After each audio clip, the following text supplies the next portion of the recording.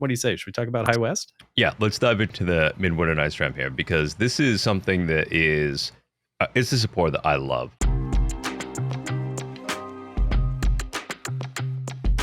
I have to admit right off the bat that there is a definite piece of this that is pulling on my heartstrings, right? Like it's a very romantic pour in the sense that it is got like the Shakespearean vibes going on. It is catered to be something in the winter, which here in Maine, we've got plenty of. I mean, when it's 25 below outside and the wind is just howling, I have absolutely no problem having just a little extra rye on those nights. I really dig rye in the cold seasons, especially like near the end of hunting season when everything kind of starts to get a little chilly. There's like ice and snow on the ground when I'm going out trying to bust up birds in the woods. When you sit on the tailgate at the end of the day, like I've actually done this with Midwinter Night's Dram. Like this is something that scratches the itch for me, and I can't think of a cooler thing to do than to take this already limited release and maybe ramp it up. I don't know where they're going with the naming though. Like it will be really interesting to see what does it mean as an encore. Right. So for those of you who haven't had Midwinter's Night Dram, this is kind of a play on Shakespeare. It's produced by High West out in Park City, Utah.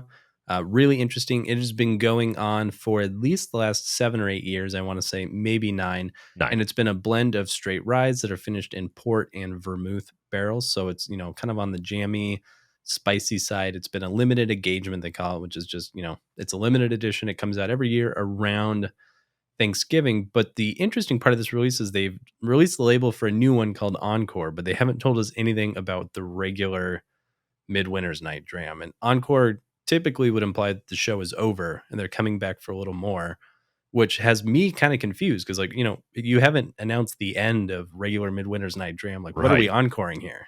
Yeah, no, that's exactly it. Like, the act and scene is their typical naming scheme. Mm-hmm.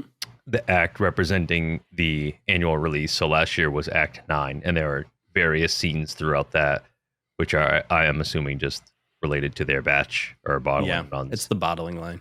And I feel like those are pretty easy to follow. But here we are now, like, giving an introduction of a new naming scheme, calling this the Encore. They never said last year was going to be the last run. There was like some talk of moving it to a distillery only release, even though it's still like, I got one in Maine last year, so we're rather far away from Utah here.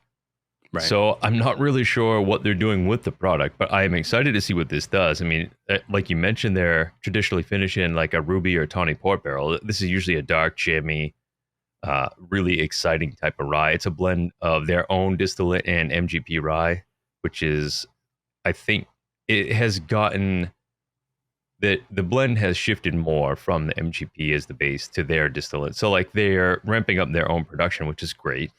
I think that they're doing a good job with the product. It's not the old MGP that it used to be, just like a lot of their other stuff. The Rendezvous Rye isn't the older Barton Ryes and other things that it was 6 years ago. But whatever, like, it is an evolving product. And is this just the next evolution? I don't know. Is it going to progress from here? I'm excited to see what they do with it.